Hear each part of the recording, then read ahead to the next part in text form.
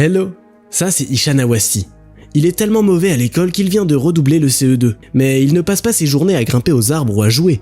Le garçon n'a même pas d'amis. Ishan et ses parents doivent encore découvrir pourquoi ce garçon est aussi troublé, ce qu'ils feront dans des circonstances les plus inattendues.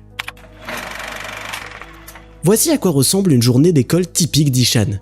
Il écoute les résultats des contrôles et il découvre qu'il a les pires notes de tout le monde. Tous les profs et tuteurs lui crient dessus, et les enfants de son âge l'évitent parce qu'il se comporte bizarrement. Mais malgré ça, Ishan reste un enfant joyeux qui rigole quand il voit des chiens de garde et joue avec eux dans la cour. Par contre, il oublie complètement que les documents d'école ne peuvent pas être utilisés comme jouets. En général, il a toujours la tête ailleurs et il oublie tout comme se laver les mains avant de manger, fermer le robinet et dire à ses parents de signer son travail. Mais Johan, le frère du garçon, est tout son contraire. Il aime tout à l'école et c'est la fierté de ses parents. On pourrait penser qu'il n'aime pas Ishan, mais bien au contraire, son frère semble être le seul qui ne lui reproche pas d'être comme il est. Wow, ये तो बन रहा है. Un jour, ayant complètement oublié ses cours, Ishan court dehors vers les chiens de garde. Pendant qu'il est occupé avec eux, les gars du quartier jouent au ballon. Le ballon tombe pas loin d'Ishan, et les autres gars lui demandent de lui redonner le ballon. Mais Ishan rate.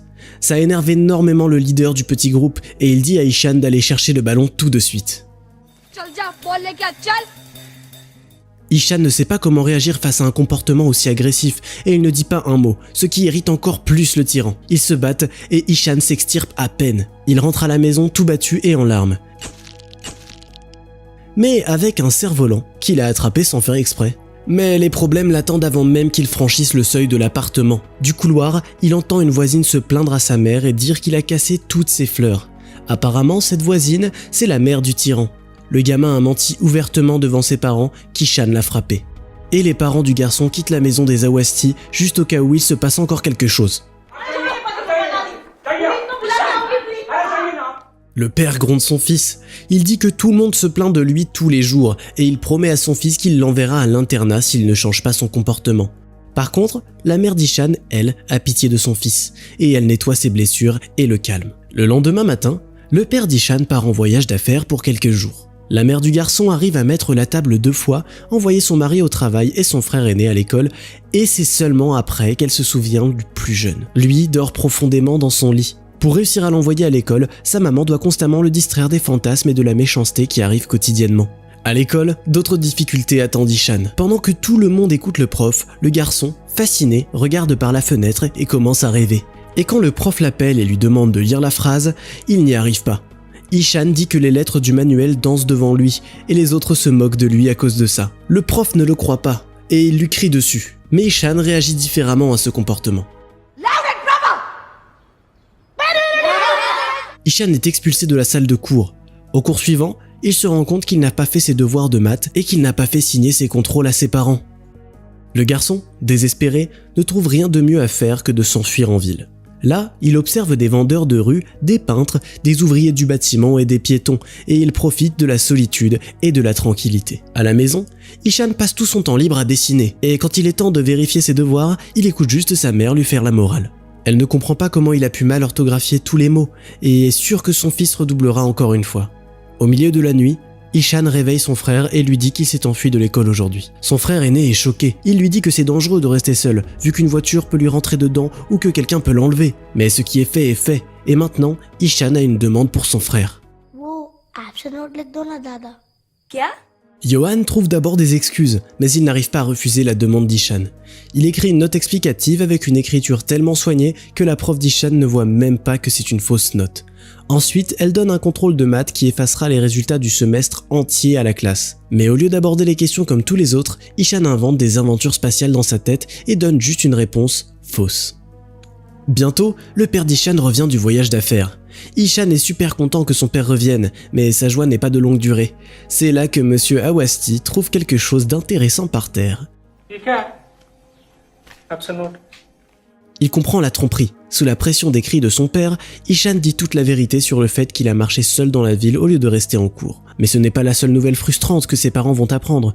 Quelques jours plus tard, il se retrouve au bureau du directeur où les profs d'Ishan leur parlent de ses notes terribles. On apprend qu'il n'a fait aucun progrès depuis l'année dernière et qu'il fait toujours les mêmes erreurs. De plus, les parents découvrent qu'Ishan ne leur a pas apporté des documents à signer. Le directeur prend la parole, faisant allusion à l'expulsion du garçon s'il continue comme ça. Il ferait mieux de l'envoyer dans une institution spécialisée. Thinks my son is a retard. सोचती है मेरा बेटा normal नहीं. Son père ne veut même pas entendre parler d'envoyer Ishan dans une institution pour enfants ayant des besoins spéciaux. Le soir même, il appelle son ami et il passe un marché pour transférer son fils dans un internat pour garçons. Sa femme essaie de le dissuader parce que leur fils n'a encore jamais été loin de la famille et de l'envoyer dans une autre école au milieu de l'année scolaire est très stressant.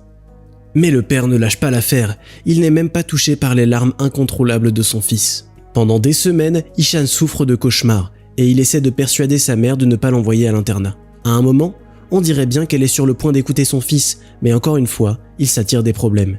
Il jette un pétard sur le tyran, peu de temps après, il se retrouve dans un immense bâtiment académique où l'obéissance et l'ordre strict sont exigés des étudiants. Ishan commence ainsi sa nouvelle vie, dans laquelle il n'est pas moins seul que dans la précédente. Le garçon pleure constamment et il n'arrive pas à comprendre pourquoi ses parents l'ont quitté. Pendant ce temps, sa mère est très agitée aussi. Elle trouve les dessins de son fils où elle le voit en dehors du reste de la famille et elle se demande s'ils ont fait le bon choix. À l'internat, Ishan se prend encore plus de reproches qu'à l'école précédente. Maintenant, on le gronde non seulement parce qu'il est mauvais en cours, mais aussi parce qu'il ne sait pas faire sa cravate. En cours, le garçon est assis à côté de Ryan, le meilleur élève de la classe, qui essaie de remonter le moral d'Ishan. Il dit à son nouvel ami que cette école n'est pas forcément une punition, il y a aussi de bonnes choses. Mais c'est compliqué de voir le bon côté des choses quand tout le monde lui crie dessus, qu'on se moque de lui, et le prof d'art frappe les élèves sur les doigts avec une règle quand ils n'y arrivent pas. Par conséquent, Ishan se renferme de plus en plus sur lui-même. Quand ses parents viennent lui rendre visite pour la première fois, il s'enfuit au terrain de jeu et il refuse de leur parler. Il n'est même pas content du set d'aquarelle que Johan lui donne. Le garçon ne veut plus aller en cours, surtout pas en cours d'art, mais on apprend que l'ancien prof méchant a été envoyé en Nouvelle-Zélande et qu'un nouvel enseignant l'a remplacé. Ryan conduit joyeusement Ishan en classe, ne se doutant même pas de la surprise qui les attend.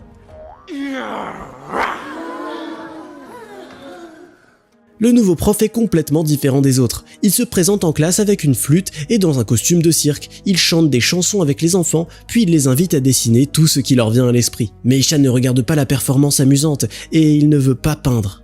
Le lendemain, le prof d'art rattrape Ryan et lui demande pourquoi son compagnon de bureau est aussi calme. Le garçon explique qu'Ishan veut vraiment rentrer chez lui parce qu'il est tout nouveau ici. Ram se demande pourquoi quelqu'un a bien voulu transférer un enfant dans une nouvelle école au milieu d'une année scolaire. Mais Ryan lui dit que son ami ne sait pas écrire et lire et que c'est à cause de ça qu'il a été renvoyé de l'autre école. Ram se précipite vers la salle du personnel pour regarder les cahiers d'Ishan et il ne peut pas en croire ses yeux. Le garçon écrit le même mot de 3 façons différentes.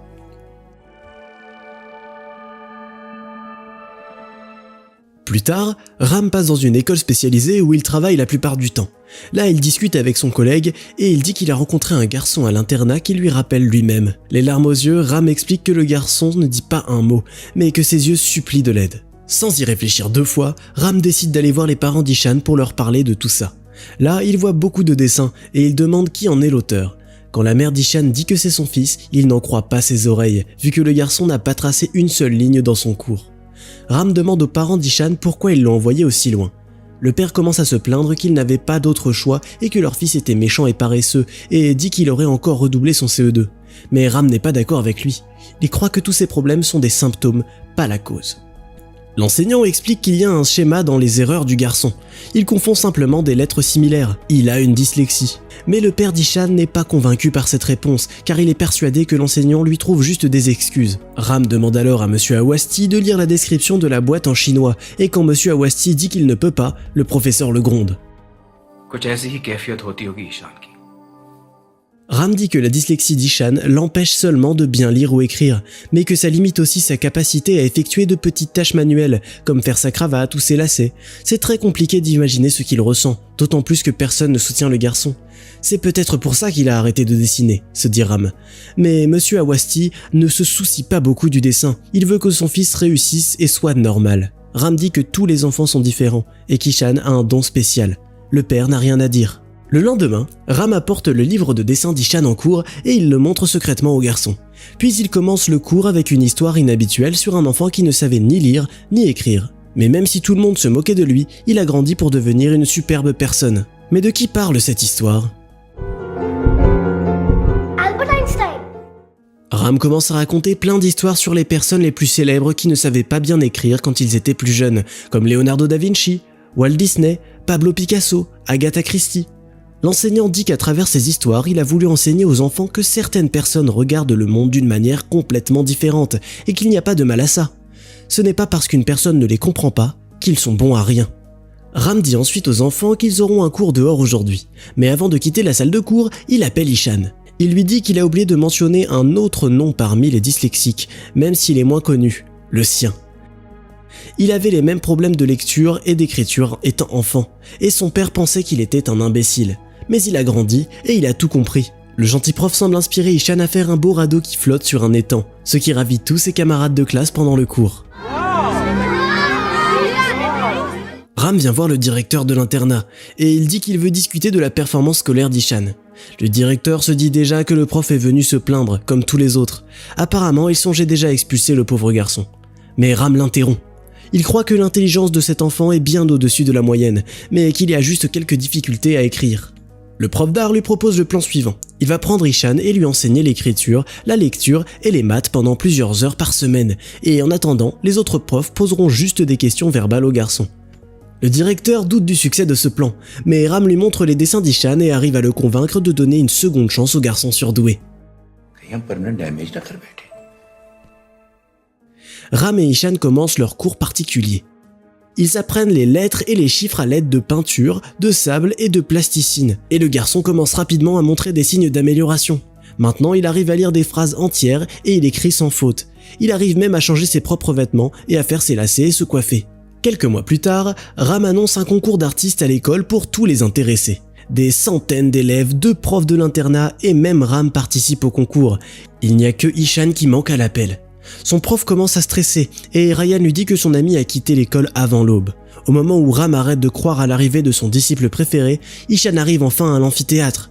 Il s'assoit loin de tout le monde, prend les peintures que son frère lui a données et il commence à peindre ce qu'il était parti voir avant que tout le campus ne se réveille. Il fait une peinture époustouflante, ce qui laisse le prof littéralement sans voix. Lui aussi a fait quelque chose de spécial.